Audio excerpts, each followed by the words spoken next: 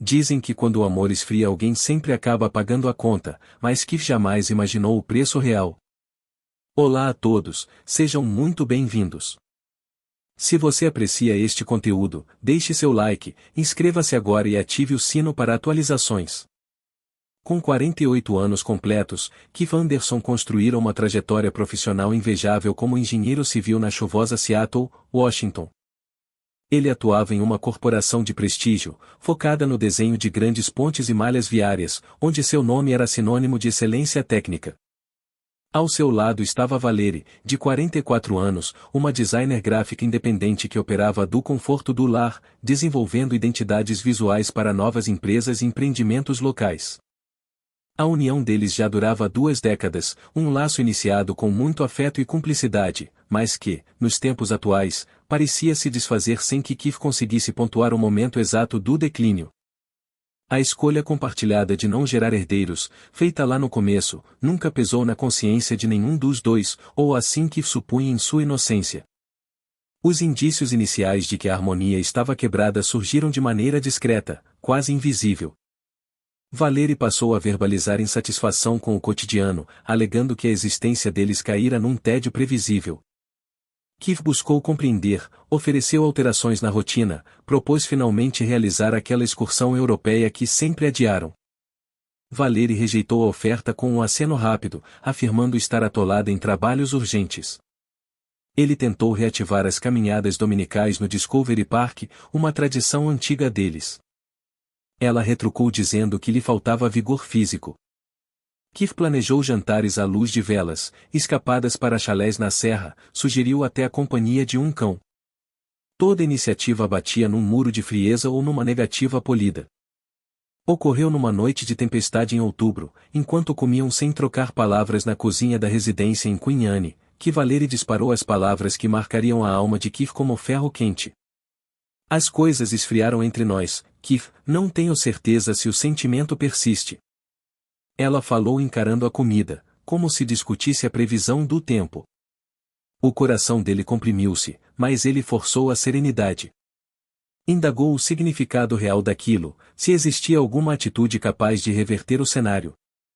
Valerie somente suspirou, alegando que certas situações são irreparáveis, talvez fosse apenas o destino de uniões longas. Keith propôs ajuda profissional, porém ela negou, cética quanto à terapia. O diálogo cessou ali, largando Keith num mar de dúvidas e com uma angústia que nada parecia aliviar. Nas semanas seguintes, o abismo entre eles cresceu. Valerie isolava-se no escritório, culpando os prazos curtos. Keith honrava a privacidade dela, contudo, as alterações eram inegáveis. As saídas de Valerie tornaram-se constantes, sempre justificadas por encontros corporativos ou reuniões criativas. Ela retornava tarde, beirando a madrugada, com justificativas rasas e um aroma alheio na pele. Keith lutava contra a paranoia, mas a intuição de um erro grave expandia-se como trevas em seu pensamento. Foi nesse período que Valerie lançou uma ideia que, naquela hora, soou trivial. Numa tarde de sábado, revisando o orçamento doméstico, ela sugeriu migrar todas as faturas de consumo para sua titularidade. É mais lógico, Keith. Eu fico aqui e resolvo essas pendências o dia inteiro. Facilitará minha gestão. Keith não enxergou malícia. Acreditava cegamente em Valerie. Além do mais, ela sempre fora metódica com papéis.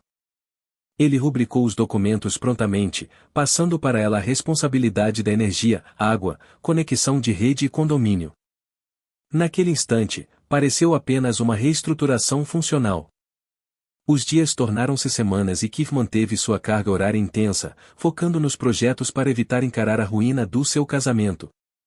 Valerie, por outro lado, tornava-se um espectro, ausente de corpo e alma. Quase não dialogavam. Suas réplicas eram curtas e a intimidade virara memória antiga. Keith sentia-se um estranho no próprio lar, transparente e sem valor. O sofrimento era contínuo, mas ele desconhecia a solução. O cenário mudou numa terça-feira nublada de novembro. Keith estava no home office, organizando papéis para o fisco, quando avistou uma pasta esquecida por Valerie sobre a bancada. No interior, entre comprovantes velhos, jazia uma conta de energia elétrica. Kiev a tomou sem pretensão, mas um detalhe capturou seu olhar. O logradouro não era o de Queen Anne, mas de um imóvel em Bellevue, uma área elitizada do lado oposto do lago. O estômago dele embrulhou. Ele releu, crendo ser um erro, mas o nome impresso era claro, Valerie Anderson. O pulso de Kiev acelerou. Ele acessou o computador e logou na conta bancária compartilhada que mantinham. Ali, camuflados entre gastos comuns, ele detectou transferências que nunca notara. Pagamentos recorrentes para aquele local em Bellevue. Luz, saneamento, banda larga, taxas prediais, tudo custeado por Valerie, tudo referente a um apartamento que Kiev nem sabia existir. A náusea o atingiu. O quebra-cabeça montou-se de forma cruel e nítida, as reuniões externas, os horários atípicos, o gelo emocional, o cheiro estranho, o tal esfriamento da relação. Kiev não vacilou. Sua mente lógica de engenheiro o treinou a diagnosticar falhas e agir antes do colapso estrutural. Ele anotou o destino, pegou as chaves e saiu naquela mesma tarde cinzenta. O trajeto até Bellevue durou 20 minutos, mas a sensação foi de horas. Kiev dirigia movido por fúria, mago e uma frieza resoluta. Necessitava ver a realidade. Precisava validar o que sua intuição já gritava. O edifício era sofisticado, envidraçado e seguro.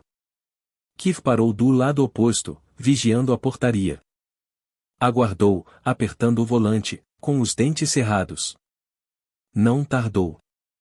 40 minutos depois, o veículo conhecido surgiu. O Honda Accord prata de Valerie. Ela acessou a garagem e desceu, mas acompanhada.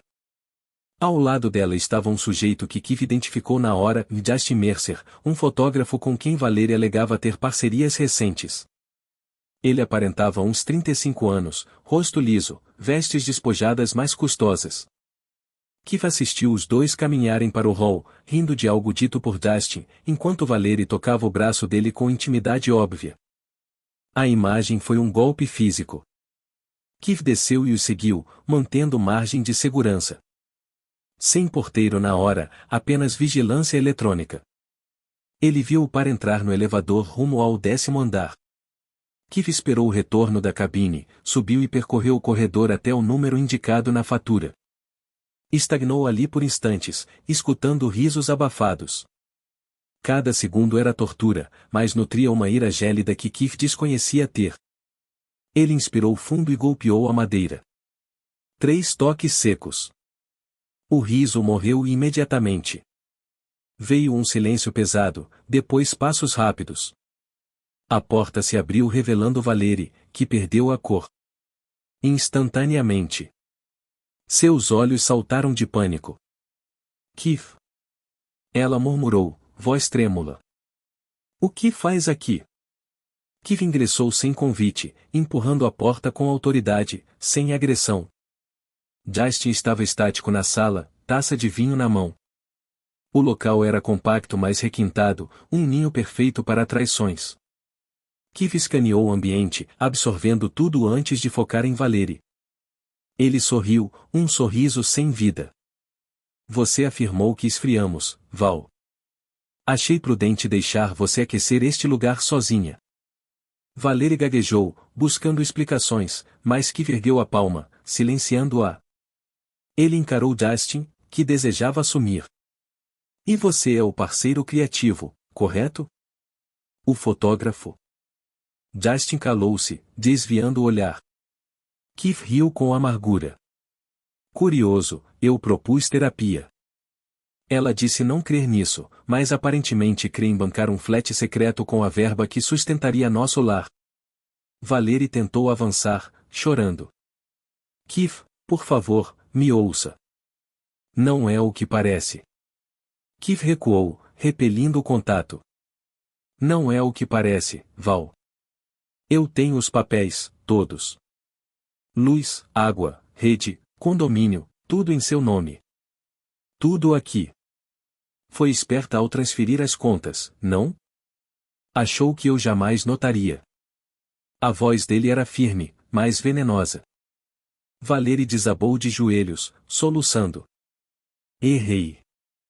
Estava perdida, sufocada. Não era sobre você, Kif. Claro que era. Kif a fitou com um misto de pena e nojo. Não, Val, era sobre você e ele, e sobre me fazer de tolo enquanto financiava seu caso. Ele sacou o celular e exibiu o visor. No caminho para cá, disparei e-mails para seus pais, os meus e seus clientes VIPs. Anexei as faturas e capturas de tela bem reveladoras do nosso e-mail conjunto, aquele que você negligenciou. Também tem o histórico de mensagens. O planejamento dos encontros, as fotos, tudo. A face de Valérie transfigurou-se em horror. Você não fez isso, Kif. Arruinou minha imagem. Kif tombou a cabeça, mantendo o sorriso triste. Eu o arruinei? Não, Val, foi obra sua. Apenas publiquei o que você ocultou. Ele mirou Just novamente. E você? Soube que também é casado. Sua esposa vai adorar descobrir onde você passa as tardes. Justin finalmente vocalizou, trêmulo. Cara, não sabia que estavam juntos ainda. Ela disse que tinham separado. Kif riu, seco. Claro que disse. E você comprou porque era cômodo. Bem, agora lidem com o desastre juntos. Kif girou para sair, mas Valérie agarrou seu pé, suplicando para conversar e consertar. Ele se desvencilhou com suavidade rígida. Olhou uma última vez. Não há conserto, Val. Você disse que esfriou, agora tem liberdade total para viver essa vida quente que buscou. Espero que valha o preço de pagar sozinha. Ele partiu, batendo a porta, deixando o choro de Valérie ecoar atrás dele. Nos dias seguintes, Kif operou com exatidão militar. Eles já contataram um advogado antes da visita a Bellevue. O divórcio iniciou de imediato e Kif entregou todas as evidências, contas, e-mails entre os amantes, registros telefônicos recuperados.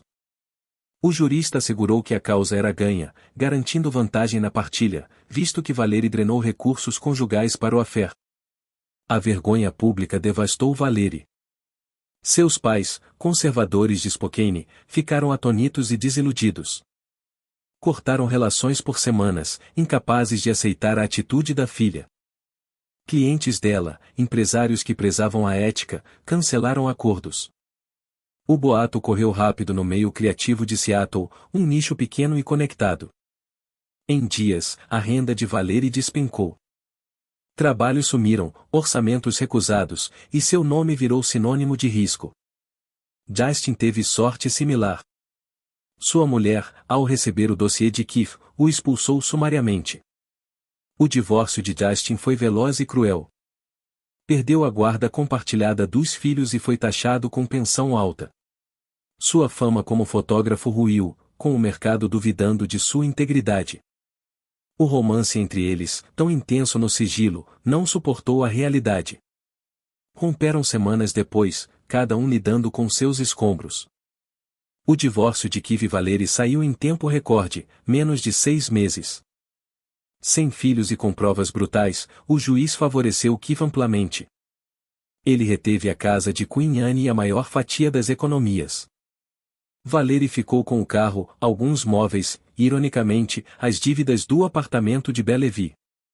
As faturas que ela escondeu agora eram problema dela, sem a renda para pagá-las. Kif tomou uma atitude drástica. Não quis ficar na casa manchada pela traição. Vendeu o imóvel rapidamente por um valor alto. Com o montante e sua parte dos bens, Kif adquiriu uma cobertura moderna com vista para o Puget Sound no centro. O local tinha vidros do chão ao teto, design limpo e vista para as montanhas. Era um novo começo, sem fantasmas. A mudança libertou-o. Kif passou a cuidar de si, algo esquecido por anos. Voltou a correr, a ler e iniciou aulas de culinária aos sábados. No ofício, sua concentração retornou e ele chefiou a reforma de uma ponte premiada nacionalmente. Colegas notaram que Kif parecia rejuvenescido, sem aquele peso invisível. Valérie, em contrapartida, afundava. Tentou reerguer a carreira, mas o estigma pesava. Perdeu o flat em Bellevue em 3 meses, incapaz de custeá-lo sozinha. Mudou-se para uma kitnet escura em Renton, subúrbio barato. Seu convívio social minguou. Amigos se afastaram, constrangidos pelo escândalo.